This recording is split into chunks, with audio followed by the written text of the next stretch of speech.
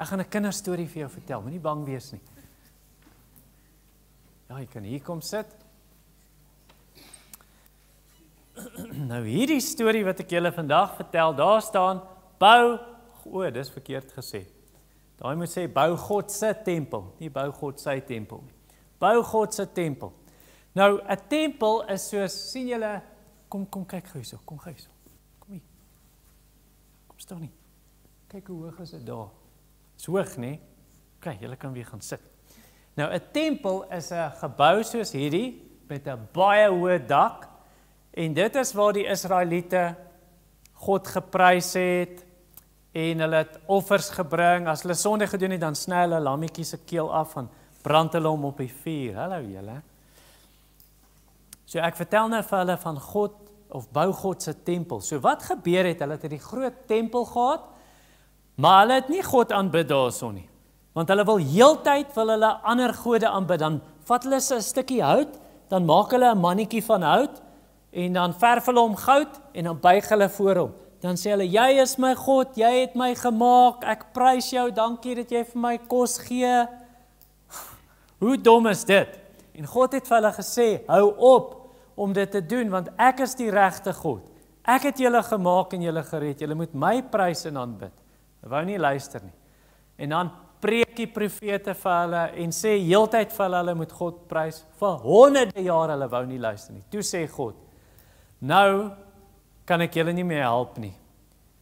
Toe stuur God vyande en hulle was die Babiloniërs en toe kom hulle en toe maak hulle baie mense dood in Jerusalem met hulle swaarde en hier's daarom een seentjie en hulle kap daai mense stukkend, steek hulle dood. Dis 'n aaklige storie, maar het regtig gebeur en toe vat hulle vuur en toe sê hulle help my gou, help my. Kom ons steek die tempel aan die brand.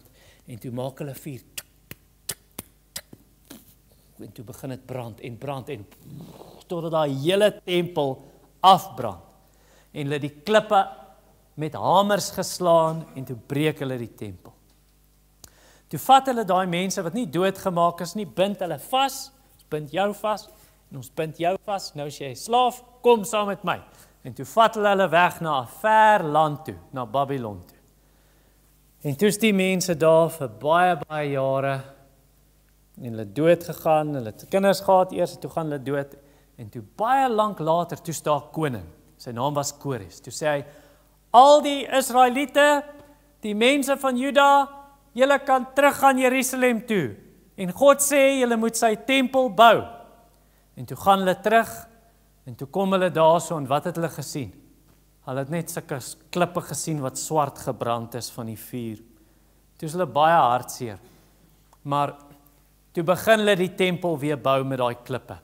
Jy seker die klippe bietjie gewas ook, om al die roet af te was en alles wat die vuur gebrand het, nuwe klippe gekry, en hulle bou die tempel, en toe hulle so 'n stukkie gebou het, toe kom daar mense wat lelik was met hulle, toe sê hulle, julle kan nie die tempel bou nie, ons weet wat julle wil doen, julle wil net weer julle eie baas wees en nie vir die koning luister nie, ons gaan hom sê. En toe vat hulle sommer 'n boek, papiere, en hulle vat 'n pen, gee my jou pen asseblief. Liewe koning, hierdie mense, die Jode in Jerusalem, bou weer die tempel. Hulle wil nie vir jou luister nie. Hulle wil hulle eie baas wees. En toe teken hulle almal onderhand, maak jou aantekening asseblief. Teken net daar, teken vir my daar, en jy kan teken, dankie. Toe stuur hulle 'n brief vir die koning, en toe kom die koning terug met 'n boodskap en sê, stop daai mense. En toe sê hy, julle mag nie weer die tempel bou nie. Ag, nou sit hulle net heeldag, ons niks om te doen nie, en toe dink hulle, kom ons bou maar ons eie huise, en hulle maak hulle huise mooi, en hulle kap bome af, en hulle skaaf die hout mooi, en dan sit hulle sulke mooi houtgoed buite op hulle huise ook, en dit lyk so mooi. En toe kom daar 'n profeet, sy naam is Sagaria, en nog 'n profeet Haggai, en hulle preek vir die mense, bou die tempel, bou God se tempel. Hoekom maak julle julle eie huise mooi, maar God se tempel is nie klaar gebou nie? En toe dink die mense, ja, en toe gee God hulle moed en krag om God se tempel te bou.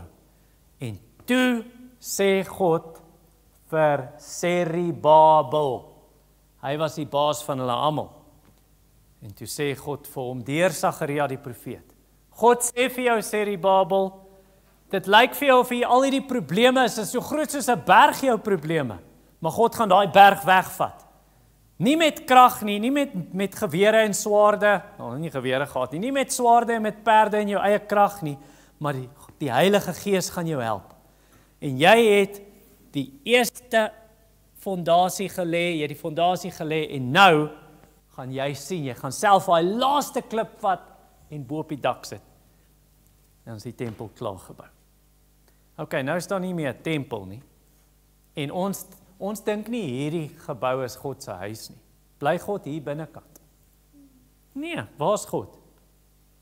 Hy is in die hemel, maar hy is ook oral. En so wie is die tempel nou? Nou sê hy, God se kinders is sy tempel.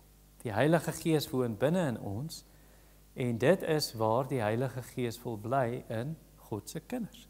So Lizzie, die Here wil vir jou vra en vir Sari en vir elke ene, al die kinders wil hy vra en vir die groot mense, behoort jy aan Jesus? Woon sy Gees in jou? Is jy 'n tempel van die Heilige Gees? En jy kan net een wees deur Jesus wat aan die kruis dood gegaan het en ons moet in hom glo. Ja. OK. Julle kan gaan sit.